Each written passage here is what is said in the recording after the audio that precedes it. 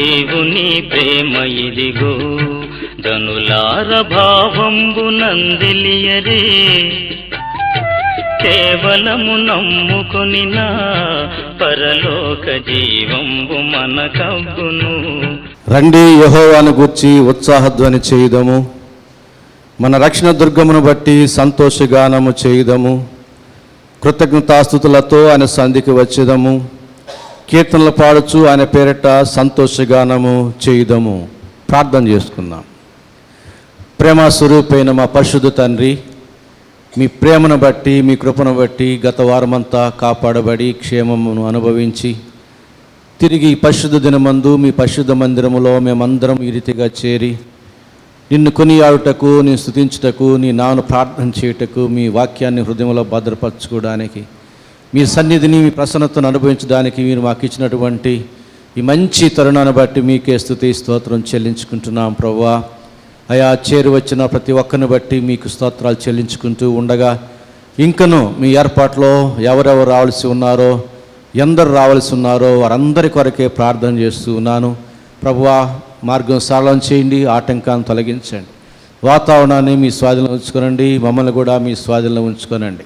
నా తండ్రి, మేమందరము ఆత్మతో సత్యముతో నిన్ను ఆరాధించినట్లు, అయా మీ యొక్క వాక్యాన్ని మా హృదయంలో భద్రపరుచుకున్నట్లు, మీ వాక్య వెలుగులో మా జీవితాలు సరిచూసుకొని ఆత్మానుసారంగా రూపాంతరం చెందడానికి మేము చేయవలసిన తీర్మానం చేయడానికి నీ కృపను దయచేయమని ప్రార్థన చేస్తూ ఉన్నాం. ప్రపంచవ్యాప్తంగా నా తండ్రి దినమందు ఆయా స్థలాల్లో ఆయా సమయాల్లో మీ ప్రజలు నా తండ్రి నిన్ను ఆరాధించడానికి కూడుకున్న ప్రతి స్థలంలో కూడా మీరు మాత్రమే మహిమ ఘనత ప్రభావాలు పొందుకోమని ప్రార్థన చేస్తున్నాం. ఆ రీతిగా ఆరాధనకు వచ్చిన ప్రతి ఒక్కరిని కూడా ప్రారంభం నుంచి చివరి వరకు ప్రతి విషయంలో కూడా సమయోచితమైన సహాయము నడుపుదలను గ్రహించి దీవించమని యేసు నామమున వేడుకుంటున్నాము తండ్రి, ఆమేన్. ఈ పరిశుద్ధ ఆదివారపు ఆరాధనలో ఉత్తర ప్రతి భాగంగా చదవడానికి మరి కీర్తన గ్రంథంలో నుంచి దైవజనుడైన మోషే రాసినటువంటి 90వ కీర్తనను సౌరాజుని గారు ఉత్తర ప్రతి భాగంగా చదువుతారు. 90వ కీర్తన, మోషే రాసిన కీర్తన 90వ కీర్తన ఉత్తర ప్రతి భాగంగా చదువుకుందాం. నేటి ఆదివారపు ఆరాధనలో ఉత్తర ప్రత్యుత్తర రీతిగా ఏర్పాటు చేయబడిన లేఖన భాగములు మోషే రాసిన ప్రార్థన 90వ కీర్తనలు చదువుకుందాం. చివరి వచనం అందరం కలిసి చదువుకుందాం. ప్రభువా, తరతరముల నుండి మాకు నివాస స్థలము నీవే. పర్వతములు పుట్టక మునుపు, భూమిని లోకమును నీవు పుట్టింపక మునుపు, యుగ యుగములు నీవే దేవుడవు.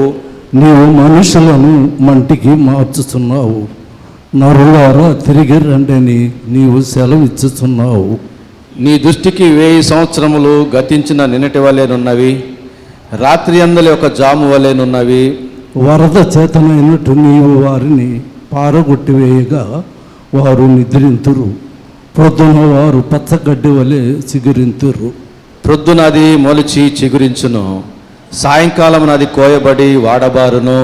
నీ కోపం వల్ల మేము క్షీణించుచున్నాము, నీ ఉగ్రతను బట్టి దిగులు పడుచున్నాము.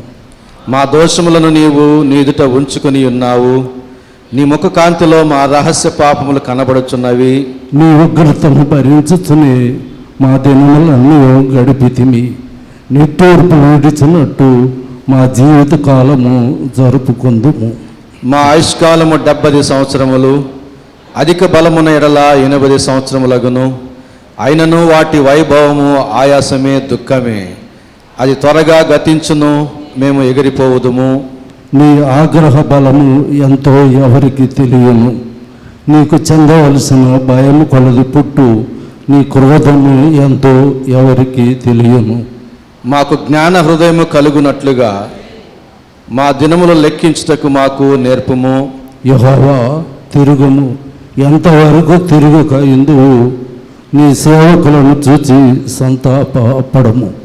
ఉదయమున నీ కృపతో మమ్మను తృప్తిపరచము, అప్పుడు మేము మా దినములన్నీ ఉత్సహించి సంతోషించెదము. నీవు మమ్మల్ని శ్రమపరిచిన దినముల కొలది, మేము కీడును అనుభవించిన ఏండ్ల కొలది మమ్మను సంతోషపరచము.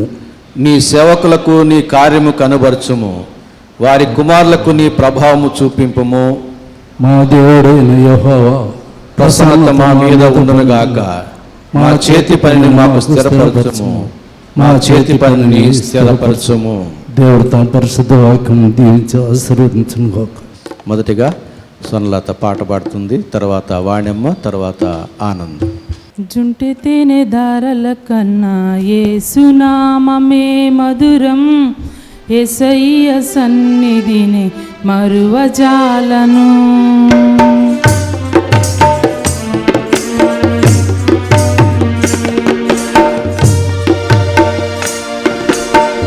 జుంటి తేనె దారల కన్నా యేసునామమే మధురం, యేసయ్య సన్నిధినే మరువజాలను. జీవిత కాలమంతా ఆనందించెదా, యేసయ్యనే ఆరాధించెదా. జీవిత కాలమంతా ఆనందించెదా, యేసయ్యనే ఆరాధించెదా. జుంట తేనె దారల కన్నా యేసునామమే మధురం, యేసయ్య సన్నిధిని మరువజాలను.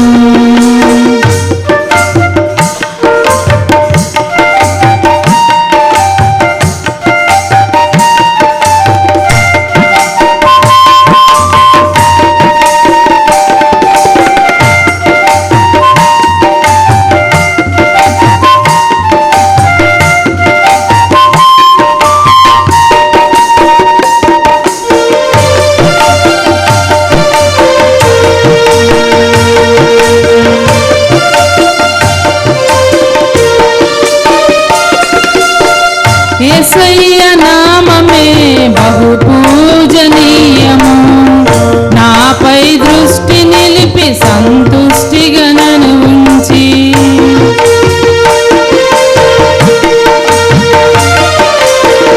యేసయ్య నామమే బహు పూజనీయము, నాపై దృష్టి నిలిపి సంతుష్టిగా నన్ను ఉంచి. నన్నెంతగానో దీవించి జీవజలపు ఊటలతో జీవింపజేసెనే. నన్నెంతగానో దీవించి జీవజలపు ఊటలతో జీవింపజేసెనే. జుంట తేనె దారల కన్నా యేసునామమే మధురం, యేసయ్య సన్నిధిని మరువజాలను. జీవిత కాలమంతా ఆనందించెదా, యేసయ్యనే ఆరాధించెదా.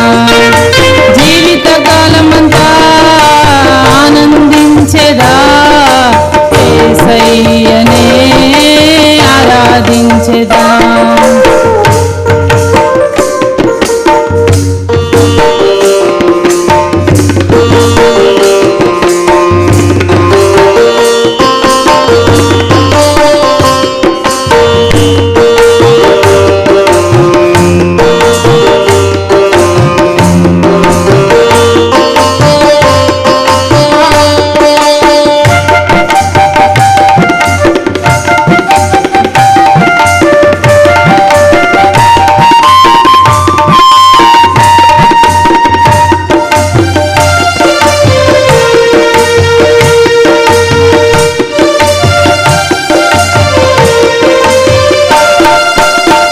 యేసయ్య నామమే బలమైన దుర్గము, నా తోడై నిలచి క్షేమముగా నన్ను దాచి.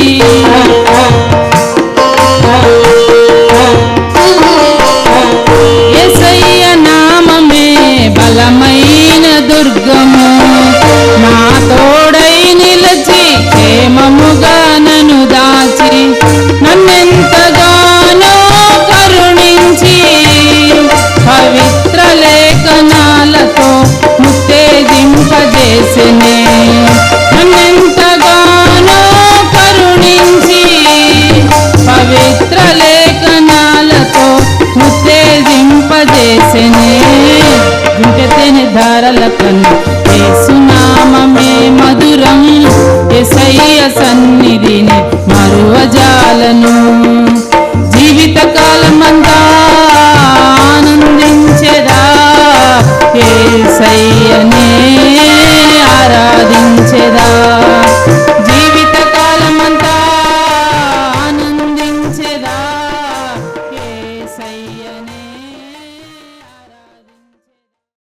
నజరేయుడా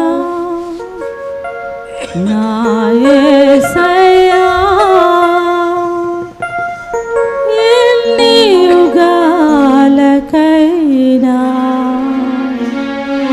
ఆరాధ్య దైవము నీవేనానే గళమెత్తి నీ కీర్తి నే చాటెదా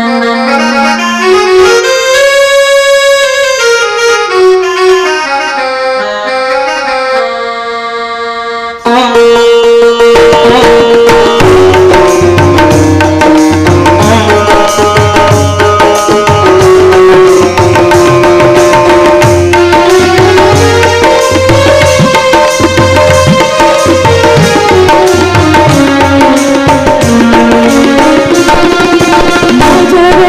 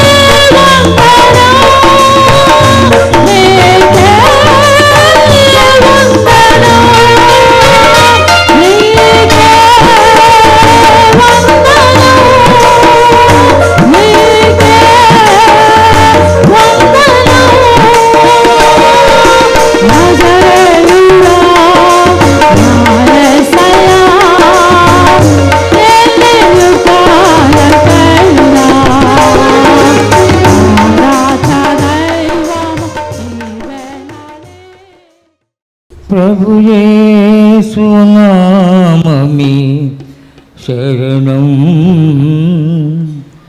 దినమెల్ల చేసేద స్మరణం హృదయాత్మతో హృదయాలనే పరికించు జగరిని పరాలాపం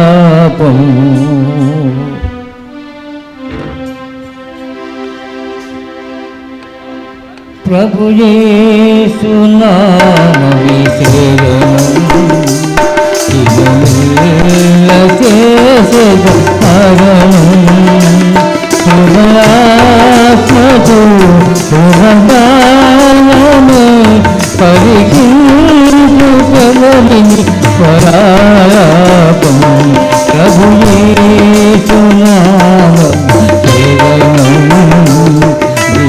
దినమెల్ల చేసేద స్మరణం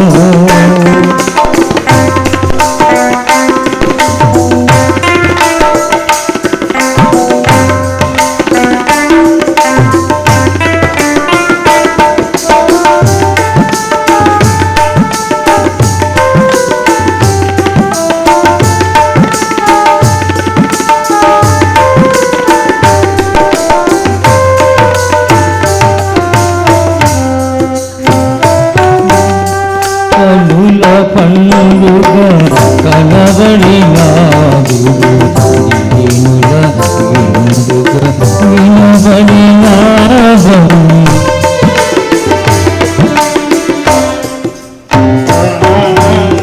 కనుల పండుగ కనబడినాడు దీనుల పండుగ వినబడినాదం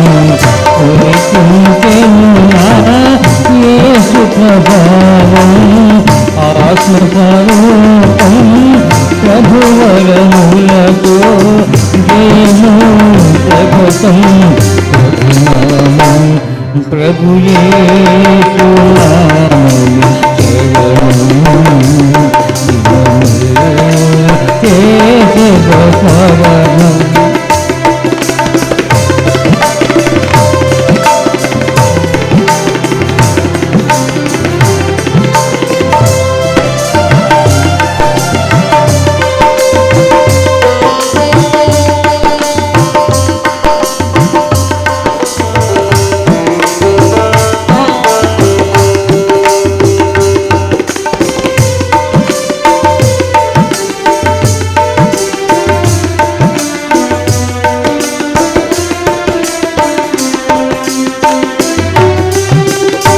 నీకు ముందుగా నడిచెదనీ నీటి బంధువై మనిషిన్నాడు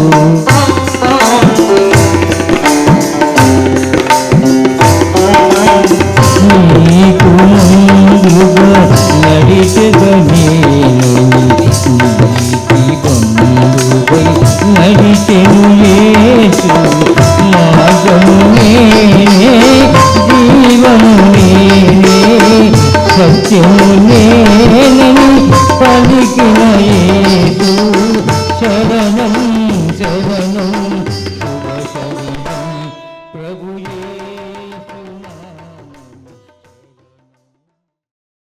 మన ధ్యాన నిమిత్తం ఏర్పాటు చేయబడినటువంటి లేఖన భాగములను నిర్లమ టీచర్ గారు చదువుతుండగా దయచేసి సంఘం నిలుచుండాలని మనం చేస్తున్నాను.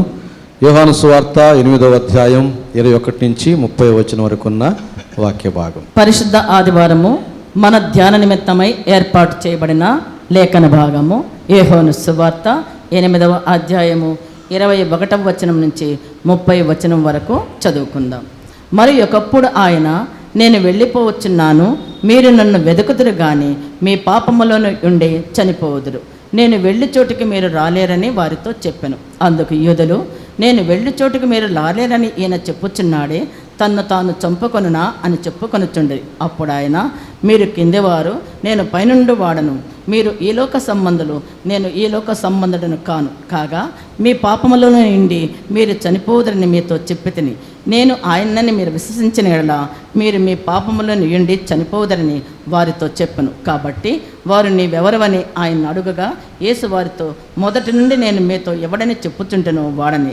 మిమ్మల్ని గురించి చెప్పుటకు తీర్పు తీర్చుటకును చాలా సంగతులు నాకు కలవు, కానీ నన్ను పంపినవాడు సత్యవంతుడు.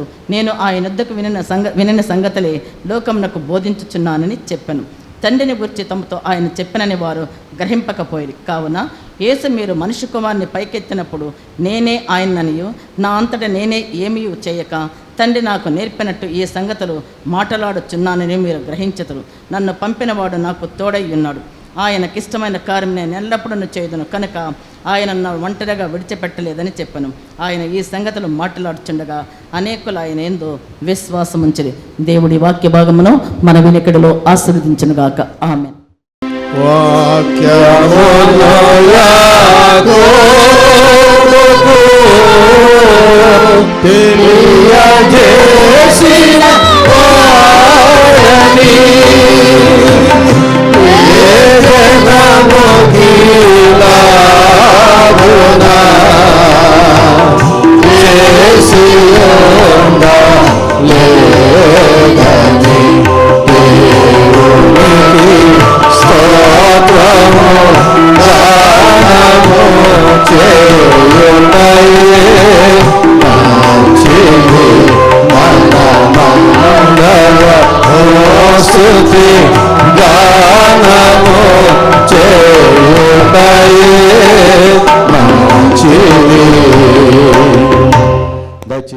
మన ప్రభువైన యేసుక్రీస్తు నామములో మీకు అందరికీ శుభములు తెలియజేస్తూ ఈ పరిశుద్ధ ఆదివారపు ఆరాధనకై మీకు స్వాగతం పలుకుతూ ఉన్నాను. మన ధ్యాన నిమిత్తం చదువుబడినటువంటి వాక్య భాగం యోహాను సువార్త 8వ అధ్యాయం 21వ వచనం నుంచి 30వ వచనం వరకు ఉన్న వాక్య భాగం. ఈ వాక్య భాగంలో నుంచి మనం ధ్యానం చేయబోయే అంశం ఏమిటంటే, యేసు వెళ్ళిన చోటికి వెళ్ళువారు ఎవరు? మనం ధ్యానం చేయబోయే అంశం ఏమిటి? యేసు వెళ్ళిన చోటికి వెళ్ళువారు ఎవరు? ఎందుకంటే మనం చదువుకున్నటువంటి వాక్య భాగంలో 21వ వచనంలోనే ఈ మాట మనకు కనబడుతుంది. నేను చదువుతున్నాను చూడండి. నేను వెళ్ళిపోచున్నాను, మీరు నన్ను వెదకుదురు కానీ మీ పాపములోనే ఉండి చనిపోదురు. నేను వెళ్ళు చోటికి మీరు రాలేరని వారితో చెప్పాను. యేసు ప్రభు చెప్తున్న స్పష్టమైన మాట ఇది. నేను వెళ్ళు చోటికి మీరు రాలేరు. మన యొక్క గురి ఏమిటి? యేసయ్య వెళ్ళిన చోటికి వెళ్ళాలి అంటే నరకాన్ని తప్పించుకొని పరలోకం చేరాలి. మన యేసు ప్రభు పరలోకవాసి ఉన్నాడు. అపోస్తలుల కార్యం గ్రంథం 3వ అధ్యాయం ప్రకారంగా ఆయన పరలోకవాసి ఉండగా మనము కూడా ఎక్కడికి వెళ్ళాలనుకుంటున్నాము? యేసు వెళ్ళి ఉన్న పరలోకానికి వెళ్ళాలనుకుంటున్నాం. కానీ ఇక్కడ యేసు ప్రభు ఏమంటున్నాడు? నేను వెళ్ళు చోటికి మీరు రాలేరు అంటున్నాడు. మనమేమో యేసు వెళ్ళిన చోటికి వెళ్ళాలని అనుకుంటున్నాం. అది మన ప్రయత్నం, అది మన యొక్క గురి అయి ఉన్నది. అందుకే యేసు ప్రభు మార్గమై ఉన్నాడు. భూలోకంలోని మానవులు పరలోకానికి వెళ్ళడానికి మార్గం యేసే, ఆయన జీవితమే. కనుక దేవుడు ఆయన వెళ్ళిన చోటికి మనల్ని తీసుకుని వెళ్ళడానికి చేయవలసిన ఏర్పాట్లు అన్నీ చేసి ఉండగా యేసు ప్రభు కొంతమందితో అంటున్నాడు, నేను వెళ్ళు చోటికి మీరు రాలేరు అంటున్నాడు. ఎందుకు అంటున్నాడు? వారు ఎవరు?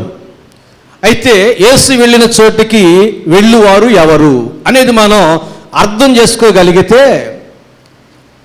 మన యొక్క గురిని చేరుకోవడానికి తగిన రీతిగా మన జీవితాన్ని సరిచేసుకోగలుగుతాం.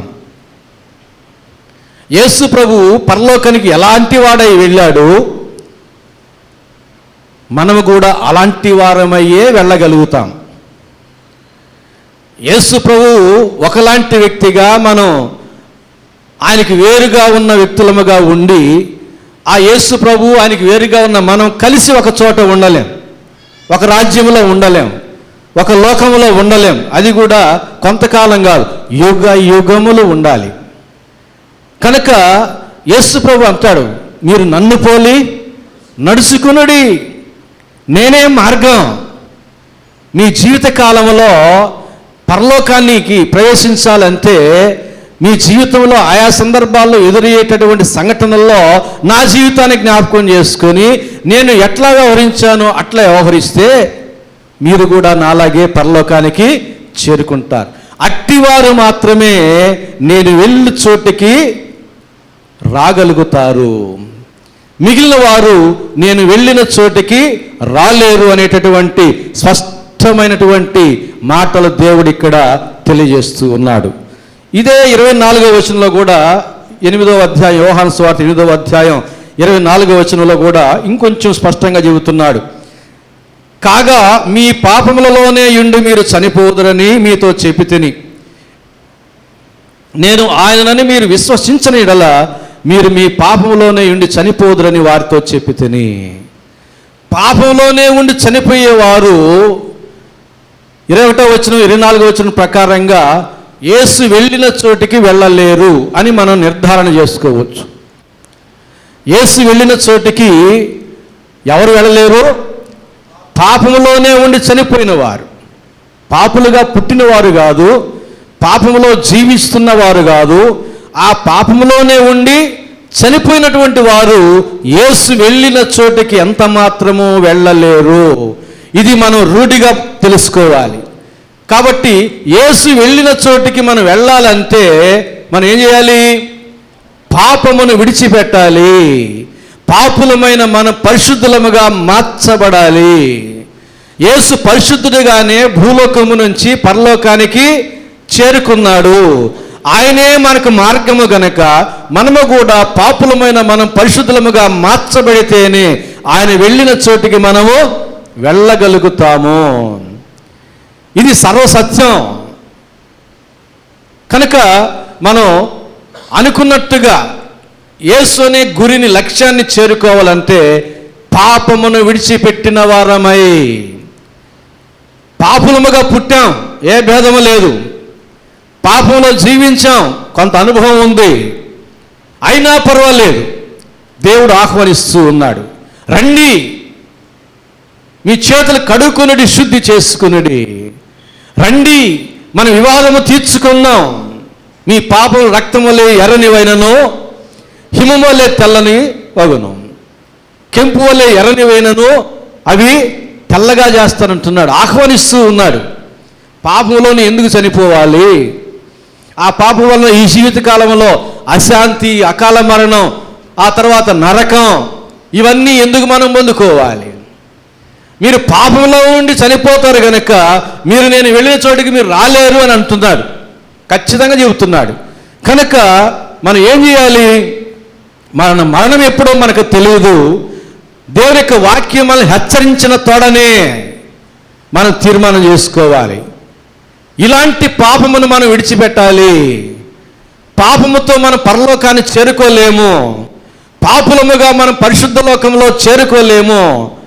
నరకాన్ని తప్పించుకోవాలంటే, పరలోకం చేరుకోవాలంటే ఈ పాపమును విడిచిపెట్టాలి, మనం పరిశుద్ధముగా మార్చబడాలి అనేది మనం రూఢిగా తెలుసుకోవాలి. ఇదే యోహాను సువార్త 8వ అధ్యాయం 12వ వచనంలో నేను చదువుతున్నాను. మరలా యేసు, నేను లోకమునకు వెలుగును, నన్ను వెంబడించువాడు చీకటిలో నడువక జీవపు వెలుగు కలిగి ఉండునని వారితో చెప్పెను. యేసుని వెంబడించువాడు జీవపు వెలుగును కలిగి ఉంటాడు. ఎలాంటి వెలుగును కలిగి ఉంటాడు? యేసయ్య అనే మార్గంలో నడిచేవాడు, శిలువధారి అయిన యేసు ప్రభుని వెంబడించేవాడు జీవపు వెలుగును కలిగి ఉంటాడు. లోకపు వెలుగు కాదు, జీవపు వెలుగును కలిగి ఉంటాడు. అట్టివారు ఆ జీవపు వెలుగులో నడిచి యేసు వెళ్ళిన చోటుని చేరుకోగలుగుతారు. జ్ఞానులైన వారు నక్షత్రపు వెలుగులో నడిచి యేసు ఉన్న చోటికి చేరుకోగలిగినారు. అలాగే యేసుని వెంబడించు వారముగా, యేసుని అనుసరించు వారముగా, యేసు అనే మార్గములో నడిచే వారముగా జీవపు వెలుగులో మనం కొనసాగినట్లయితే యేసు వెళ్ళిన చోటికి మనము కూడా వెళ్ళగలుగుతాము. లూకా సువార్త 9వ అధ్యాయం 23వ వచనం ఈ రీతిగా తెలియజేస్తూ ఉన్నది.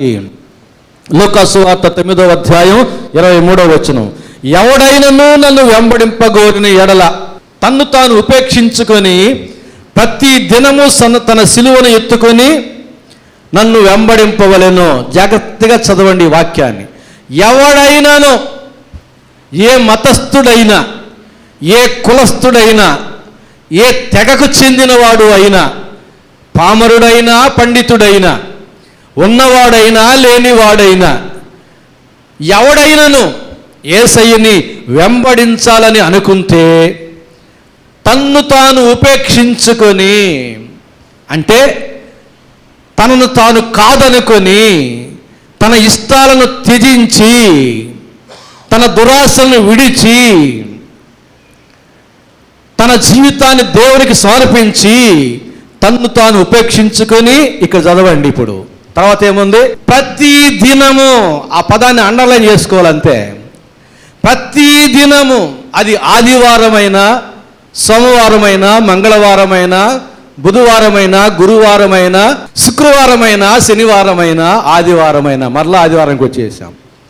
అది ఏ వారమైనా సరే, అది పండుగ దినమైనా, పరిశుద్ధ దినమైనా, అది నీ బర్త్డే రోజైనా లేదా మ్యారేజ్ డే రోజైనా, ప్రతి దినము తన సిలువను ఎత్తుకొని యేసయ్యని వెంబడించాలి. అట్టివాడు యేసు వెళ్ళిన చోటికి వెళ్ళగలుగుతాడు. ఏ దినము కూడా మనం నిర్లక్ష్యం చేయకూడదు. ఎందుకంటే ఏ దినమున దేవుడు మనల్ని పిలుచుకుంటాడో తెలియదు. కాబట్టి ప్రతి దినము మనల్ని మనం ఉపేక్షించుకొని మన సిలువను, యేసయ్య సిలువను కాదు, మన సిలువను, అంటే పాపముతో పోరాడుతూ పాపమును విడిచిపెట్టి పరిశుద్ధముగా జీవించడమే సిలువ జీవితం. యేసు ప్రభు చివరి దినాల్లో సిలువను మోసాడు. బ్రతుకంతా తన సిలువను తాను ఎత్తుకున్నాడు పరిశుద్ధుడిగా జీవించి. అలాగున మన బ్రతుకు పర్యంతం నీ సిలువను నీవు, నా సిలువను నేను, అంటే పాపము చేయకుండా పరిశుద్ధంగా జీవించడమే అనుదిన సిలువ జీవితం. కనుక ప్రతి దినము తన సిలువను ఎత్తుకొని యేసయ్యను వెంబడించాలి. ఆయన కూడా సిలువ ఎత్తుకొని వెళుతూ ఉంటాడు. ఆయన వెనకాల మనం కూడా సిలువను ఎత్తుకొని ఆయన వెంబడించాలి. సిలువధారి, సిలువ సైనికులముగా, సిలువ సిపాయిలముగా, సిలువ బాటలో మనం కొనసాగాలి. అట్టివారే యేసయ్య వెళ్ళిన చోటుని చేరుకోగలుగుతారు. పాపమును విడిచిపెట్టకుండా, పాపులు పరిశుద్ధులుగా మార్చబడకుండా యేసు వెళ్ళిన చోటికి వెళ్ళాలంటే సాధ్యపడదు. కనుక మనం ఏం చేయాలి? పాపమును విడిచిపెట్టాలి, పాపపు మనసును విడిచిపెట్టాలి, క్రీస్తు యేసు కలిగిన మనసును ధరించుకోవాలి, పాప స్వభావాన్ని విడిచిపెట్టాలి, యేసు స్వభావాన్ని ధరించుకోవాలి, పాపపు హృదయాన్ని విడిచిపెట్టాలి, దేవుడు నివసించడానికి యోగ్యమైన విరిగి నలిగిన మెత్తటి మాంస హృదయాన్ని ధరించుకోవాలి.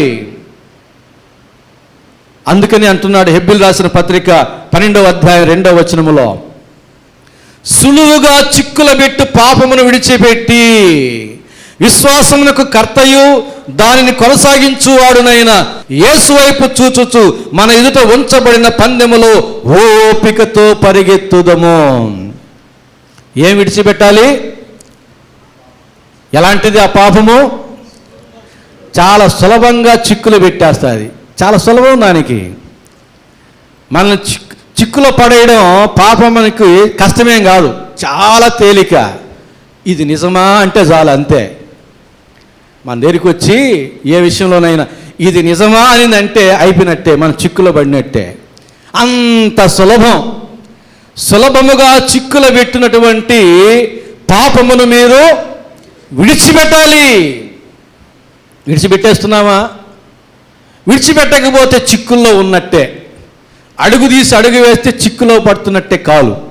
సాలీడులో ఒక్కోసారి పురుగు చిక్కుకుంటుంది. అది తప్పించుకోవడానికి ప్రయత్నం చేస్తూ అడుగు తీసి అడుగు పెడుతుంటే మళ్ళీ సాలి గూడులోనే తన అడుగు పడతా ఉంటుంది, చిక్కుల్లోనే ఇంకా చిక్కుంటూ ఉంటుంది.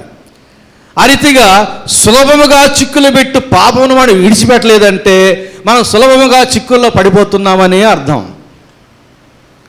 ఏం చేద్దాం? సులభముగా చిక్కులు పెట్టి పాపమును హత్తుకుందామా, దాన్ని విడిచి యేసయ్యని హత్తుకుందామా? మన గురి పరలోక రాజ్యమైనప్పుడు, మనకి లక్ష్యం యేసు వెళ్ళిన దేవుని రాజ్యమైనప్పుడు, అందుకు వ్యతిరేకమైనటువంటి లగేజ్ని మనం తీసుకువెళ్ళడానికి సాధ్యపడుతుందా? నిన్నగాక మొన్న స్టెల్లా వాళ్ళ అల్లుడు సింగపూర్కి వెళ్ళాడు ఉద్యోగ నిమిత్తం. ఇంటికి వచ్చాడు ప్రార్థన చేయించుకోవడానికి, బిర్యానీ తీసుకొని. చెప్పాను నేను, అయ్యా ఇంటర్నేషనల్ ఫ్లైట్లో ఇంత లగేజీ, ఈ లగేజీ, డొమెస్టిక్ ఫ్లైట్లో ఇంత లగేజీ, ఇంత వెయిటేజీ అని చెప్పాను. చూసుకున్నాడు. ఏమేమి లగేజ్ తీసుకుని వెళ్ళరో చెప్పాను. మన ట్రైన్లో కూడా ట్రైన్లో వెళ్ళేటప్పుడు కూడా ఫైర్కి సంబంధించినటువంటి పేలేటటువంటి పదార్థాలు తీసుకుని మానేరు. మనం గురిని చేరుకోవాలంటే ఏ లగేజ్ కూడదో ఆ లగేజ్ని విడిచిపెట్టి అప్పుడే మనము గురిని చేరుకోగలుగుతాం. అలాగే మన గురి ఏమిటి? దేవుని రాజ్యం. అందుకు తగని లగేజ్ ఏమిటి? పాపం. దాన్ని విడిచిపెట్టాలి కదా. నేను నేను ఈ లగేజ్తో కూడా వస్తానంటే నువ్వు అక్కడే ఉండు అంటాడు. నువ్వు ఆ లగేజ్తో కూడా పోవాలంటే నీవు పోవాల్సింది నరకానికి. నరకానికైతే ఆ లగేజ్తో కూడా వెళ్ళొచ్చు, ఏమి ఇబ్బందిలే, వాళ్ళు అలౌ చేస్తారు. ఎంత పాపమునైనా అలౌ చేస్తారు, శాపమునైనా అలౌ చేస్తారు. అయితే నీవు నరకానికే వెళ్ళాలి. నీవు వెళ్ళదలుచుకుంటే పరలోకానికి ఈ లగేజీ పనికిరాదు, విడిచిపెట్టాలి. మన గురి ఏమో, మనందరి గురి ఏమో దేవుని రాజ్యము. అక్కడ చేరాలని మనం ప్రయత్నం చేస్తున్నాం. ఆత్మీయ యాత్రికులం అని పాట పాడుతున్నాం. మరి లగేజ్ మాత్రం విడిచిపెట్టకుండా ఉంటే ఎట్లా? ఆ లగేజ్ నిన్ను వెనక్కి లాగుతుంది, పరలోకానికి పోనీయకుండా నరకం వైపు లాగిస్తుంది. కాబట్టి సులభముగా చిక్కులు పెట్టినటువంటి పాపను విడిచిపెట్టి విశ్వాసమునకు కర్తయు దాన్ని కొనసాగించువాడునైన యేసు వైపు చూచుచు మన ఎదుట ఉంచబడిన పందెములో ఓపికగా పరిగెత్తుదము. ప్రభునందు ప్రియులారా, యేసు ప్రభువు యోహాను సువార్త 8వ అధ్యాయం 21వ వచనం ఎందుకన్నాడు? నేను వెళ్ళు చోటికి మీరు రాలేరు అని ఎందుకన్నాడు? వారి పాపమును బట్టి, వారిలో ఉన్న పాపమును బట్టి, వారితో ఉన్న పాపమును బట్టి. అందుకే చెప్పాడు, మీరు పాపంలోనే ఉండి చనిపోతారు. 24వ వచనంలో మీలో పాపమున్నది. ఎన్ని హెచ్చరికలు చేసినా, ఎంత ప్రోత్సాహ మాటలు చెప్పినా, ఎన్ని వాక్యాలు చెప్పినా మీరు పాపంలోనే ఉంటారు, విడిచిపెట్టరు, పాపంలోనే చనిపోతారు. కాబట్టి నేను వెళ్ళు చోటికి మీరు రాలేరు అని అందుకు చెప్పాడు. ఇప్పుడు మనం యేసు వెళ్ళిన చోటికి వెళ్ళాలంటే మొట్టమొదటిగా మనం ఏం చేయాలి? పాపులమైన మనం పరిశుద్ధులముగా మార్చబడాలి. అందుకు పాపమును విడిచిపెట్టి క్రీస్తు రక్తంలో కడుగబడి పరిశుద్ధులముగా మార్చబడాలి. మన యేసు ప్రభువు పరిశుద్ధుడిగా ఉండే పరలోకంలో చేరుకున్నాడు. ఆ యేసు ప్రభువే మనకు మార్గం. కాబట్టి మనం కూడా పాపులముగా జన్మించాము, పాపంలో జీవించాం, చాలు ఇక పరిశుద్ధులముగా మార్చబడి ప్రభు వల్లే మనం కూడా పరలోకానికి చేరుకుందాం. రెండవది మనం ఏం చేయాలంటే యేసు ప్రభు చెబుతున్నాడు ఇక్కడ 23వ వచనం చూడండి. అప్పుడు ఆయన, మీరు క్రింది వారు, నేను పైనుండి వాడను. మీరు ఈ లోక సంబంధులు, నేను ఈ లోక సంబంధుడును కాను. ఎంత స్పష్టంగా చెప్పాడండి యేసు ప్రభు. ఇక్కడ చెబుతున్నాడు, మీరు క్రింది వారు, నేను పైనుండి వాడను. మీరు ఈ లోక సంబంధులు, నేను ఈ లోక సంబంధిని కాను అంటే అర్థం ఏంటి? యేసు ప్రభు దేవుడైనప్పుడు మానవుడు ఎట్లా అవుతాడు? మానవ ఆకారంతో జన్మించాడు, అంత మాత్రం మానవుడైపోతాడా? మనుషులైన వారు పాపులుగా పుట్టారు, యేసు ప్రభు కూడా పాపులుగా పుట్టాడా? మనుషులు పాప స్వభావం కలిగిన వారు, యేసు ప్రభువులో కూడా పాప స్వభావం ఉందా? పాపిగా పుట్టలేదు, పాప స్వభావం లేదు, ఆయన ఎట్ట మనిషి అవుతాడు? మనిషి స్త్రీకి జన్మించాడు, ఆయన కన్యకు జన్మించాడు, ఆయన ఎట్ట మనిషి అవుతాడు? మనిషి అన్నవాడు స్త్రీకి జన్మించాలి, పాపిగా జన్మించాలి, పాప స్వభావం కలిగి ఉండాలి, పాప జీవితం కలిగి ఉండాలి, అతను మట్టితో నిర్మించబడిన వాడై ఉండాలి. యేసు ప్రభు ఇట్టివాడు కానే కాదు. మరి ఆయన ఎట్ట మనిషి అవుతాడు? యేసు ప్రభు 100% దేవుడే. కొలస్సీ 2:9 ప్రకారంగా దేవత్వం యొక్క సర్వ పరిపూర్ణత క్రీస్తు శరీరమునందు నివసించుచూ ఉన్నది. 100% దేవుడే ఆయన. కానీ 100% కాదు, 10% కూడా ఆయన మనిషి కాదు. దేవుడై ఉండి ఈ లోకంలో మానవ ఆకారంతో జన్మించిన వాడు గనక యెషయా గ్రంథం 53వ అధ్యాయం ప్రకారంగా మన బలహీనతలు వహించి, మన బలహీనతలు సహించి, మన యొక్క బలహీనతలు ఓర్చి, పక్షవాతపు రోగి ఉండగా ఆ జబ్బును తెచ్చుకోలే, ఆ జబ్బు గలవాడు ఎంత బాధపడతాడో ఆ బాధను తెచ్చుకొని వెంటనే కుమారుడా నీ పాపాలు క్షమించబడిన లేచి నడువు అన్నాడు. అది వహించడం, సహించడం అంటే మన యొక్క బాధలన్నిటిలో ఉన్నటువంటి ఆ యొక్క ఇబ్బందులను ఆయన వహించి సహించి, అంతేగాని మన జబ్బులను ఆయన పొందుకుని కాదు. ఆయన శరీరంలో మన జబ్బులు ఏమీ ప్రవేశించలేవు. ఎట్లా మనిషి అవుతాడు ఆయన? యేసు ప్రభు 100% దేవుడే కానీ 100% మానవుడు కాదు. 1 యోహాను పత్రిక 4వ అధ్యాయం 5వ వచనం, వారు లోక సంబంధులు గనుక లోక సంబంధమైనట్టు మాట్లాడుదురు. యేసు ప్రభు ఎట్లా మాట్లాడాడు? ఇప్పుడే చదువుకున్నాం. నా తండ్రి నాకు ఏమి చెప్పినో నేను అదే మాట్లాడాను, అదే బోధించాను, అదే చేశాను అంటాడు చదువుకున్న వాక్య భాగంలో. మనిషి అన్నవాడు లోక సంబంధమైనట్టు మాట్లాడతాడు, కపటపు మాటలు మాట్లాడతాడు, కుతంత్రాలతో మాట్లాడతాడు, సరస్వత్తులు మాట్లాడతాడు, కాని మాటలు మాట్లాడతాడు. యేసు ప్రభు ఎప్పుడైనా మాట్లాడా? వీపు మీద గుద్ది నిన్ను కొట్టినవాడు ఎవడో చెప్పవయ్యానంటే నన్ను నేల కొట్టుచున్నావు, కాని మాట మాట్లాడినలా అది ఏమిటో చెప్పు అన్నాడు. ఎప్పుడు ఆయన కాని మాట మాట్లాడలే. ఆయన మనిషి ఎట్టవుతాడు? కాని మాట మాట్లాడేవాడు మనిషి. కాని మాట మాట్లాడలేదు. ఆయన పాపిగా జన్మించలేదు, స్త్రీకి జన్మించలేదు, పాప స్వభావం ఆయనలో లేదు. పాపము నాలో పాపమున్నదని మీలో ఎవడు నిరూపించగలని సవాలు చేసినటువంటి యేసు ప్రభు మనిషి ఎట్లా అవుతాడు? యేసు ప్రభుని అర్థం చేసుకోగలగాలి. యేసు ప్రభుని ఉన్నదన్నట్లుగా విశ్వసించాలి. తీతు రాసిన పత్రిక 2వ అధ్యాయం 12వ వచనం, ఇహలోక సంబంధమైన దురాశలను విసర్జించాలి. ఇహలోక సంబంధి మనిషి, ఈ లోక సంబంధి కనుక లోక సంబంధమైన మాటలు మాట్లాడతాడు, లోక సంబంధమైన దురాశలు కలిగి ఉంటాడు. యేసు ప్రభు లోక సంబంధమైన మాటలు మాట్లాడా? యేసు ప్రభు లోక సంబంధం దురాశలు కలిగిన వాడా? అవేమీ లేనప్పుడు ఆయన ఎట్లా మనిషి అవుతాడు? మనిషి ఆకారంలో జన్మించినటువంటి దేవుడు అంతే. మనిషి ఆకారంలో జన్మించిన దేవుడు అంతే. కాబట్టి మీరు ఇంటర్నేషనల్ స్పీకర్లు చెప్పిన, శాటిలైట్ స్పీకర్లు చెప్పిన, ఎవరు చెప్పినా ఆ మాట నమ్మబాకండి. యేసు ప్రభు 100% పాళ్ళు దేవుడు. అట్లాగే ఆయన ఈ లోక సంబంధి కాదు అంటున్నాడు. మీరు ఈ లోక సంబంధులు, నేను ఈ లోక సంబంధుని కాదు అన్నాడు. ఈ లోక సంబంధి కానివాడు మనిషి అవుతాడా? ఎవరైనా నేను అందరిలాగా జన్మించలేదు అని అన్నాడు అనుకోండి, నేను అవతరించాను అవతార పురుషుణ్ణి అని అన్నాడు అనుకోండి, అతడు ఈ లోక సంబంధి అయి ఉండకూడదు. అతడు ఈ లోక సంబంధి అయి ఉండకూడదు. అతను ఈ లోకంలో ప్రయాణం చేయడానికి వాహనాలు అక్కర్లే. ఎందుకంటే ప్రకృతి ధర్మానికి ఆ దేహం ఏమీ లోబడదు. ప్రకృతి ధర్మాన్ని అధిగమించి ప్రయాణం చేయగలుగుతుంది. ఈ లోక సంబంధమైన ఆయుధాలు అతని మీద ఏమీ పనిచేయవు. అలాంటి వాడై ఉండాలి. ఈ లోక సంబంధి కానివాడు. యేసు ప్రభు ఈ లోక సంబంధి కాదు కనుక నీళ్ళ మీద ప్రయాణం చేయగలిగినాడు. కనుకనే సాతాను శోధనలప్పుడు ఆ దేవాలయం మీదకి వెళ్ళగలిగినాడు. లోకమంతటిని ఒక నిమిషంలో చూడగలిగినాడు. ఈ లోక సంబంధి కాదు ఆయన. రూపాంతరం చెందగలిగినాడు. ఈ లోక సంబంధి కాదు ఆయన. యేసు ప్రభు మొదటి పాయింట్ ప్రకారంగా పరిశుద్ధుడై పరలోకానికి చేరాడు. ఆయన వెళ్ళిన చోటికి మనం కూడా వెళ్ళాలంటే మనం కూడా పాపులమైన మనం పరిశుద్ధులముగా మార్చబడాలి. ఇది మొదటి పాయింట్. రెండో పాయింట్ ఏమిటంటే ఈ లోక సంబంధులమైన మనము పరలోక సంబంధులముగా మార్చబడాలి. యేసు ప్రభువు ఈ లోక సంబంధి కానివాడుగా అనగా పరలోక సంబంధిగా ఆయన పరలోకానికి చేరాడు. ఆయన వెళ్ళిన చోటికి మనం కూడా వెళ్ళాలంటే మనం రెండవదిగా ఏం చేయాలి? పరలోక సంబంధిగా మారిపోవాలి. అంటే ఈ లోక సంబంధమైన మాటలు మనము మరిచిపోవాలి. ఈ లోక సంబంధమైన దురాశలు మనము విసర్జించాలి. ఇంకా 1 యోహాను పత్రిక 15వ అధ్యాయం 48-49 వచనాలు చదువుతున్నాను. మంటి నుండి పుట్టినవాడు ఎట్టివాడు, మంటి నుండి పుట్టిన వారును అట్టివారే. పరలోక సంబంధి ఎట్టివాడు, పరలోక సంబంధులను అట్టివారే.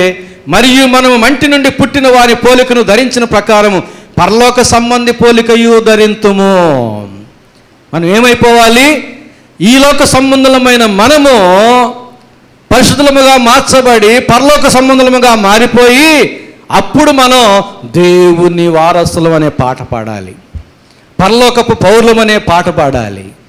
ఆ మార్పు ఏమీ మనలో లేకుండా ఆ పాట పాడితే అది కేవలం పెదవుల్లోంచి పాడిన పాటగానే ఉంటుంది, కానీ మన జీవితానికి ఆ పాటకి ఏమాత్రమో సంబంధం ఉండదు. మనకు మార్గముగా మాదిరిగా ఉన్న యేసు ప్రభు పరిశుద్ధుడిగాను పరలోక సంబంధిగాను పరలోకానికి చేరుకున్నాడు. యేసు ప్రభు ఇక్కడ వీరితో అంటున్నాడు, నేను వెళ్ళి చోటికి మీరు రాలేరు, అనగా వీరు పాపంలోనే ఉండి చనిపోతారు. కాబట్టి ఎవరైనా సరే పాపంలోనే ఉండి చనిపోతే పరలోకానికి ఏమాత్రమో చేరుకోలేరు. యేసు వెళ్ళిన చోటికి మనం వెళ్ళాలంటే మొట్టమొదటిగా పాపులమైన మనం పరిశుద్ధులముగా మార్చబడాలి, ఈ లోక సంబంధులమైన మనం పరలోక సంబంధులముగా మారిపోవాలి. చివరిగా మరొక వచనాన్ని కూడా జ్ఞాపకం చేసుకుని ముగించుకుందాం. యోహాను సువార్త 8వ అధ్యాయం 29-30 వచనాలు నేను చదువుతున్నాను. 29-30 వచనాలు. నన్ను పంపిన వాడు నాకు తోడై ఉన్నాడు, ఆయనకి ఇష్టమైన కార్యము నేను ఎల్లప్పుడూ చేయదును గనక ఆయన నన్ను ఒంటరిగా విడిచిపెట్టలేదని చెప్పాను. ఆయన ఈ సంగతులు మాట్లాడుచుండగా అనేకులు ఆయన యందు విశ్వాసం ఉంచిరి. ఏమంటున్నాడు? ఆయనకు ఇష్టమైన కార్యము, మిగతాది చదవండి, ఎల్లప్పుడూ, అప్పుడప్పుడు కాదు. దేవునికి ఇష్టమైన కార్యము నేను ఎల్లప్పుడూ చేదును గనుక ఆయన నన్ను విడిచిపెట్టడు, నన్ను ఒంటరిగా విడిచిపెట్టడు. ఆ మాటలు వినిన వారు అనేక మంది విశ్వాసం ఉంచిరి. అనేక మంది యేసునందు విశ్వాసం ఉంచారు. ఆయన చెప్పిన ఈ మాటలు 21వ వచనం నుంచి 30వ వచనం వరకు చెప్పిన మాటలు విని అనేక మంది విశ్వాసం ఉంచారు. ఆ వచనాన్ని మనం చదువుకున్నాం. ఆ వచనాన్నింటి మనం ఇప్పుడు 3/4 గంట ఇంచుమించు ధ్యానం చేశాం. ఎంతమంది విశ్వాసంలోనికి వచ్చారో, ఎంతమంది తీర్మానం చేస్తూ ఉన్నారో. ఏమని? యేసు వెళ్ళిన చోటికి నేను కూడా వెళ్ళాలి అని తీర్మానం చేసేవాళ్ళు ఎంతమంది? అపోస్తల కార్యం గ్రంథం 12వ అధ్యాయం 2-3 వచనాలు కూడా చదువుతూ ఉన్నాను. అపోస్తల కార్యం గ్రంథం 12వ అధ్యాయం 2-3 వచనాలు. యోహాను సహోదరుడిని యాకోబును ఖడ్గముతో చంపించెను, ఇది యూదులకు ఇష్టమైన కార్యమని తెలుసుకొని పేతును కూడా పట్టుకునేను. ఎవరికి ఇష్టమైన కార్యమని? యూదులకు ఇష్టమైన కార్యమని పేతును కూడా పట్టుకున్నాడు. యాకోబును చంపించాడు. యాకోబును చంపించేసరికి యూదులందరూ వచ్చి చప్పట్లు కొట్టి, మంచి పని చేశావు, నువ్వు మాకు ఇష్టమైన పని చేశావు, నువ్వు ఇట్లాగే చంపుతూ ఉంటే మేము ఇట్లాగే నీకు ఓట్లేస్తూ ఉంటాము అని చెప్పని అనేసరికి ఈయన రెచ్చిపోయి పేతును కూడా బంధించేశాడు. కాస్త ఓపిక పట్టి ఉంటే పేతును కూడా చంపడానికి ప్రయత్నం చేసేవాడు. పండుగ దినాల్లో ఎందుకులే వద్దనుకున్నాడు, తర్వాత చూద్దామనుకున్నాడు. ఈ లోపల దేవుడు చేయాల్సిన పని చేసేసాడు. అంటే మనుషులకు ఇష్టమైనటువంటి కార్యాలు చేసి ఓట్లు సంపాదించుకొని రాజ్యాధికారులు సంపాదించుకొని ఇష్టానుసారంగా పరిపాలన చేసేటటువంటి పరిస్థితులు మనం చూస్తూ ఉన్నాం. యేసుప్రభు ఏమంటున్నాడంటే, నా తండ్రికి ఇష్టమైన కార్యం నేను ఎల్లప్పుడూ చేయుదును గనక ఆయన నన్ను విడిచిపెట్టలేదు, నన్ను ఒంటరిగా ఉంచలేదు. ఆ మాటలు విన్నటువంటి అనేక మంది ఆయన యందు విశ్వాసం ఉంచిరి. ఎల్లప్పుడూ చేస్తూ ఉన్నాడు దేవునికి ఇష్టమైన కార్యాలు. ఎప్పటి నుంచి? బాప్తిసం తీసుకున్నప్పటి నుంచా?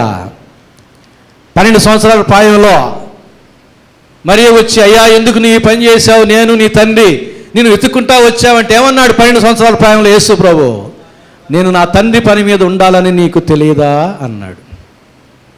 12 సంవత్సరాల ప్రాయంలోనే యేసు ప్రభు కనబడుతున్నాడు తండ్రికి ఇష్టమైన కార్యం వచ్చేవాడుగా. అంతకుముందు కూడా ఆయన మనుషుల దయందు, దేవుని దయందు, జ్ఞానమందు, వయసునందు వర్ధిల్లుచూ ఉండెను తండ్రి ఇంట. లూకాసు వార్తలో చూస్తా మాటలు. కాబట్టి యేసు ప్రభు ఎల్లప్పుడూ నేను తండ్రికి ఇష్టమైన కార్యములు చేయుచున్నానని చెప్పినటువంటి యేసు ప్రభు ఎల్లప్పుడూ తండ్రికి ఇష్టమైన కార్యాలు చేశాడు, కానీ తనకి ఇష్టమైన కార్యాలు చేసుకోలే. నా ఇష్టాన్ని నేను నెరవేర్చుకోవడానికి ఈ లోకానికి రాలేదు, కానీ నా తండ్రికి ఇష్టాన్ని నెరవేర్చడానికే నేను వచ్చాను అన్నాడు. అది మండుటెండలో యాకోబు యుద్ధకు వెళ్ళడానికైనా తండ్రి ఇష్టమైతే నడిచి వెళతాడు, అది శోధించబడ్డానికైనా తండ్రికి ఇష్టమైతే వెళతాడు. 40 దినాలు అన్నపానం లేకుండా శోధించబడ్డానికైనా తండ్రి ఇష్టమైతే నెరవేరుస్తాడు. చివరికి సిలువ శ్రమణ గిన్నె అయినా తండ్రికి ఇష్టమైతే స్వీకరిస్తాడు. నేను ఎల్లప్పుడూ తండ్రికి ఇష్టమైన కార్యము చేయదును. యేసు ప్రభు అంటున్నాడు, నేను వెళ్ళి చోటుకి మీరు రాలేరు, కారణం మీరు పాపములో ఉండి చనిపోతారు. యేసు ప్రభు వెళ్ళిన చోటికి మనం వెళ్ళాలని అనుకుంటున్నాం, అందుకు తగినటువంటి జీవితాన్ని మనం కలిగి ఉండాలి. ఎలాంటి జీవితం కలిగి ఉండాలి? మొదటి పాయింట్ ఏమిటి? పాపులమైన మనము పరిశుద్ధులుగా మార్చబడాలి. యేసు ప్రభు పరిశుద్ధుడిగా ఉండే పరలోకానికి చేరాడు. రెండవది, ఈ లోక సంబంధులమైన మనం పరలోక సంబంధముగా మార్చబడాలి. యేసు ప్రభు పరలోక సంబంధిగానే ఉండి పరలోకానికి చేరుకున్నాడు. మూడవది, మన ఇష్టానుసారమైన జీవితాన్ని విడిచిపెట్టి దేవుని ఇష్టానుసారమైన జీవితాన్ని మనము కొనసాగించాలి. యేసు ప్రభు అట్టివాడుగానే ఉండి పరలోకానికి చేరుకున్నాడు గనుక మనము కూడా ఆయన వంటి వారముగా జీవించి ఆయన వెళ్ళిన చోటికి మనము కూడా వెళ్ళగలుగుతాము గనుక మనం అలాంటి తీర్మానం చేయాలని ప్రభు ప్రేమలో మీకు మనం చేస్తున్నాను. మనం ఎప్పుడు చదువుకునేటటువంటి ఒక వాక్య భాగం మత్తయి సువార్త 7వ అధ్యాయం 21వ వచనం. ప్రభువా ప్రభువా నన్ను పిలుచుట ప్రతి వాడును పరలోక రాజ్యంలో ప్రవేశించదు కానీ పరలోకమందున్న నా తండ్రి చిత్త ప్రకారం చేయవాడే ప్రవేశించును. పరలోకములు ఎవరు ప్రవేశిస్తారు? పరలోకమందున్నటువంటి దేవుని చిత్త ప్రకారం ఎవరైతే చేస్తారో వారు మాత్రమే పరలోకములో ప్రవేశించగలుగుతారు. ప్రభు ప్రార్థనలో మనం ఏం చెబుతాము? పరలోకమందు నీ చిత్తం ఎలాగను జరుగుతూ ఉన్నదో అలాగే భూమి యందు నెరవేర్చబడుగాక. ప్రభు ప్రార్థన ఎడతెరిపి లేకుండా ఆ మాట చెబుతాం. భూమి మీద ఆయన చిత్తం నెరవేర్చబడాలంటే అడ్డు ఎవరు? అనేకులు, అందులో మనం కూడా. అదే విచిత్రం. దేవాని చిత్తం భూలోకంలో నెరవేర్చబడుగాక అని చెప్పే మనమే అందరం కాకపోయినా కొందరు దేవుని చిత్తానికి విరుద్ధంగా వ్యవహరించడం మరీ దౌర్భాగ్యం కదూ. కాబట్టి తండ్రి చిత్త ప్రకారంగా ఎవరైతే జీవిస్తారో వారే పరలోకంలో ప్రవేశించెదరు. అందుకంటున్నాడు యేసు ప్రభు, నేను వెళ్ళిన చోటుకి మీరు రాలేరు, ఎందుకంటే మీరు మీ ఇష్టానుసారంగా జీవించేవారు, నేను నా తండ్రి ఇష్టానుసారంగా జీవించేవాడను. ధనవంతుడు లాజరు కథలో ధనవంతుడు తన ఇష్టానుసారంగా జీవించువాడు. ఎక్కడికి వెళ్ళాడు? చనిపోయి పాతాళములో వేదనకరమైన స్థలానికి వెళ్ళాడు. అబ్రహాముకి ధనవంతునికి మధ్య జరిగిన సంభాషణలో అబ్రహాము ఆ ధనవంతుడితో ఏమన్నాడు? కుమారుడా, నీవు నీ ఇష్టానుసారంగా జీవించి గనుక నీవు ఇక్కడ యాతన పడుతూ ఉన్నావు. ఎవరైనా సరే శరీరానుసారమైన జీవితం, లోక సంబంధమైన జీవితం, ఇష్టానుసారమైన జీవితం జీవిస్తే అట్టివారు పరలోకములు ఎంత మాత్రము ప్రవేశించలేరు. అనుకున్నాం మన ఇష్టానుసారంగా మనం జీవిస్తూ మనం కూడా పరలోకంలో ఉంటే అప్పుడు పరలోకం ఎట్లా ఉంటుంది? ఎవడి ఇష్ట ప్రకారంగా వాడు జీవిస్తూ ఉంటాడు. దానికి మనం పరలోకం అని పేరు పెట్టగలమా? అందరూ దేవుని ఇష్టానుసారంగా జీవిస్తుంటే దానికి పేరు పెట్టగలరు, ఇది పరలోకము అని. ఎవడి ఇష్ట ప్రకారంగా వాడు జీవిస్తూ ఉంటే దానికి ఏమని పేరు పెడతాం? భూలోకం అని పేరు పెడతాం. ఇక్కడ ఒక మతలబు ఉంది. దేవుని ఇష్టానుసారంగా మనం జీవిస్తుంటే మన ఇష్టానుసారమైనవి అన్నీ ఆయన నెరవేరుస్తాడు. అది అసలు విషయం. మన ఇష్టాలను నెరవేర్చేవాడు ఆయన, మన హృదయ వాంఛలను నెరవేర్చువాడు ఆయన, మన హృదయాభిలాషలు అన్నిటినీ నెరవేర్చువాడు ఆయన. ఆయన యందు మనం ఉండి ఏమి అడుగుతామో వాటన్నిటినీ నెరవేర్చువాడు ఆయన. ఆయన ఇష్టానుసారంగా మనం జీవిస్తుంటే మన ఇష్టాలన్నిటినీ ఆయన నెరవేరుస్తాడు. నీ ఇష్టాలను నువ్వు కాదు నెరవేర్చుకునేది, ఆయన నెరవేరుస్తాడు. ఇంకేం కావాలి? ఇంకేం కావాలి ఆలోచన చేయండి. మన ఇష్టాలు మనం నెరవేర్చుకోవడం కావాలన్నా, మన ఇష్టాలను దేవుడు నెరవేర్చడం కావాలన్నా? దేవుడు కూడా మనకు ఆప్షన్ ఇచ్చాడు. ఆయన ఇష్టాలు ఆయన నెరవేర్చుకోకుండా నా ఇష్టాలు మీరు నెరవేర్చండి, మీ ఇష్టాలు నేను నెరవేరుస్తానంటున్నాడు.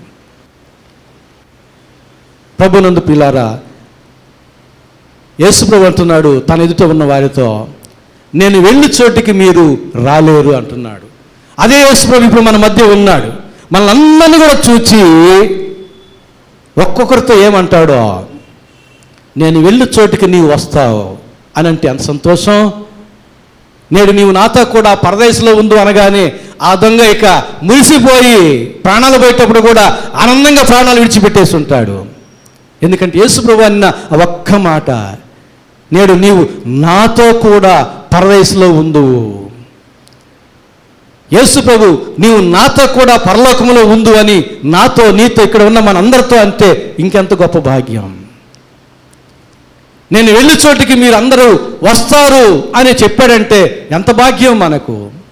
మనందరి గురి అదే కదా, మనందరి ప్రయాస అదే కదా. అప్పుడే కదా మనం నరకాన్ని తప్పించుకుంటాము. కొన్ని స్థలాల్లో యెరూషలేముకి యాత్రకు వెళ్ళేటప్పుడు ఆర్గనైజర్స్ ఏం చేస్తారంటే ఒక 2-3 రోజులు క్లాసులు తీసుకుంటారు. ఎందుకంటే ఇప్పుడు యేసుప్రభు సమాధి కాడికి వెళ్ళామనుకోండి, క్లాసులు లేకుండా అక్కడ చెప్పాలి యేసుప్రభు సమాధి ఇది అని, దానికి సంబంధించిన బైబిల్ చరిత్ర, మరి మానవ చరిత్ర అన్నీ చెప్పాలి. అక్కడ టైం ఎక్కువ అవుతుంది. అక్కడ వెళ్ళగానే ఫోటోలు తీసుకోవాలనుకుని ఆశపడే వాళ్ళు ఉంటారు, తడివి చూడాలని ఆశపడే వాళ్ళు ఉంటారు, రకరకాల వాళ్ళు ఉంటారు. కాబట్టి అక్కడ సమయం ఫోటోలు తీసుకునే వాళ్ళకి, తడి చూసే వాళ్ళకి, తనివి తీర ఆనందించేటటువంటి వారికి వెసులుబాటు కలిగించడానికి దానికి సంబంధించిన చరిత్ర ముందుగానే యెరూషలేముకి ప్రయాణం కాకముందే క్లాసుల్లో చెబుతారు. ఏ స్థలాలు దర్శించనై ఉన్నారో ఆ స్థలానికి సంబంధించిన చరిత్ర, బైబిల్ యొక్క వివరణ అన్నీ చెబుతారు. వెళ్ళేవారు పేపరు పెన్ను తెచ్చి అన్నీ నోట్ చేసుకుంటారు, చెప్పినవన్నీ రాసుకుంటారు. హై స్కూల్లో కూడా అంత శ్రద్ధగా విని ఉండరు పాఠాలు, కాలేజీలో కూడా అంత శ్రద్ధగా విని ఉండరు పాఠాలు. యెరూషలేము యాత్రకు వెళ్ళేటప్పుడు క్లాసులు తీసుకుంటే అక్కడ మాత్రం ఐఏఎస్ ఐపీఎస్ ఆఫీసర్లు విన్నట్టు వింటారు అన్నమాట. అంత శ్రద్ధగా ప్రతిదీ నోట్ చేసుకుని వింటారు. చేసుకొని ఇంటికి వెళ్ళి మళ్ళీ వాటిని ఇంకా రెఫర్ చేసుకొని ఇంకా మరలా చదువుకుంటారు. ఎందుకంటే వెళ్ళగానే ఆ స్థలానికి వెళ్ళగానే ఈ వివరణ అన్నీ జ్ఞాపకం చేసుకోవాలి. అక్కడ ఇచ్చిన 5 నిమిషాల టైంలో వీళ్ళు ఫోటోలు తీసుకోవాలి, ఆ స్థలాన్ని తనివి తీరా చూచి ఆనందించాలి.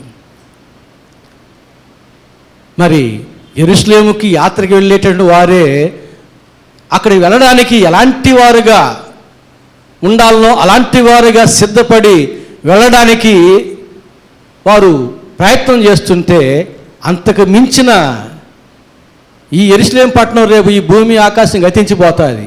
ఇంతకు మించిన యెరూషలేము పట్టణం ఉంది. ప్రకటన గ్రంథం 21వ అధ్యాయంలో నూతన భూమి, నూతన ఆకాశం, నూతన యెరూషలేము. 12 మంది అపోస్తల పేర్లు ఉంటాయి పునాదికి. 12 ఒక్కొక్క గుమ్మం ముత్యం, 12 గోత్రికుల పేర్లు ఉంటాయి. రాత్రి ఉండదు, సూర్యుడు ఉండడు, ఆకలి ఉండదు, దొంగలు ఉండవు, చిమ్మట్లు కూడా ఉండవు. చిమ్మట్లు ఉండవు. మీకు చిమ్మట్లు అంటే చాలా భయం స్త్రీలకు కొంతమందికి. ఆడ చిమ్మట్లు ఉండవు, ఆకలి దప్పులు ఉండవు. మంచి రాజ్యం అది. మన్నా ఉంటుంది, జీవవృక్ష ఫలాలు ఉంటాయి. ఆ యెరూషలేముకి మనం ఎంతగా సిద్ధపడాలి. ఈ యెరూషలేముకి ఎంతగా సిద్ధపడుతుంటే పరమ యెరూషలేముకి, శాశ్వత యెరూషలేముకి మనం ఎంతగా సిద్ధపడాలి. అందుకు తగిన వారముగా మనం ఉన్నామో లేదో సపరీక్ష చేసుకోవాలా లేదా, పరిశుద్ధాత్మ దేవుడు మనకు తెలియజేసినట్టు లోటుపాటు సరి చేసుకోవాలా లేదా. ప్రభు అంటున్నాడు, నేను వెళ్ళి చోటికి మీరు రాలేరు అంటున్నాడు. ఇక్కడ ఉన్న వారిలో ఎవరితో అంటాడో ఇప్పుడు ఆ మాట. ఒకవేళ నేను వెళ్ళి చోటికి మీరు వస్తారని ఇక్కడ ఉన్న వారిలో ఎంతమందితో అంటాడో వారందరిని బట్టి నాకు సంతోషం. ఎవరికి వారు పరీక్ష చేసుకుందాం. ఇంకా నేను పాపంలోనే ఉన్నానా లేక పరిశుద్ధునిగా ఉన్నానా, ఇంకా ఈలోక సంబంధిగానే ఉన్నానా లేక పరలోక సంబంధిగానే ఉన్నానా, ఇంకా నా ఇష్టాన్ని నెరవేర్చుకుంటున్నానా దేవుని ఇష్టాన్ని నెరవేర్చేవాడిగా ఉన్నానా, ఎలాంటి వాడిగా ఉన్నాను, ఎవరికి వారుగా. ఇంకా మనం పాపంలోనే ఉంటే, ఈలోక సంబంధిగా ఉంటే, నీ ఇష్టానుసారంగా జీవిస్తుంటే నీవు యేసు వెళ్ళిన చోటికి వెళ్ళలేవు. నీవు పరిశుద్ధిగా మార్చబడి, పరలోక సంబంధిగా మార్చబడి, తండ్రి ఇష్టాన్ని నెరవేర్చేవాడిగా మార్చబడితే నీవే యేసు వెళ్ళిన చోటికి వెళ్ళు వాడావు. ప్రార్థన చేసుకుందాం. ప్రేమ స్వరూపిని మా గొప్ప తండ్రి, పరిశుద్ధ ప్రభువా, మీరు వెళ్ళిన చోటికి వెళ్ళాలని మేమందరం ఇష్టపడుతూ ఉన్నాం. అదే మా యొక్క గురి, లక్ష్యమై ఉన్నది. అందుకొరకు మేము ప్రయాసపడుతున్నాం ప్రభువా. అయినప్పటికీ ఇంకా మాలో నీకు ఆయస్కర విషయాలు ఏవైనా ఉంటే వాటిని తొలగించండి ప్రభువా. మీరు ఈ లోకంలో నుంచి పరలోకానికి వెళ్ళారు ప్రభువా, పరిశుద్ధుడై వెళ్ళారు, పరలోక సంబంధివై వెళ్ళారు, తండ్రి ఇష్టాన్ని నెరవేర్చువాడవై ఉన్నారు. అట్టి వాడవైండి నేనే మీకు మార్గం అన్నారు. మేము కూడా ప్రభువా పరిశుద్ధముగా మార్చబడి, పరలోక సంబంధముగా మార్చబడి, దేవుని ఇష్టానుసారమైనటువంటి జీవితంలో కొనసాగువారముగా మార్చబడి, నా తండ్రి మీరు వెళ్ళి చోటుకి మేము కూడా వచ్చి యుగయుగములు మీతో కలిసి ఆనందించే భాగ్యం మాకు అందరికీ దయచేయమని యేసు నామమున వేడుకుంటున్నాము తండ్రి, ఆమేన్.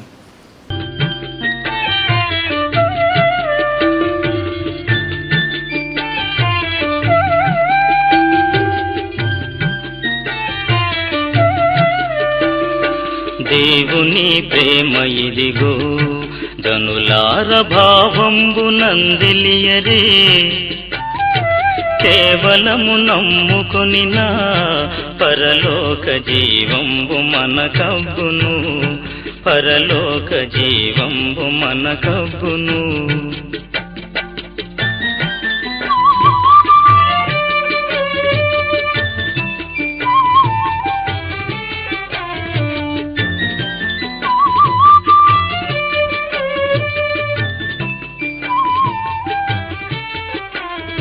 సర్వలోకము మనలను తన వాక్య సత్య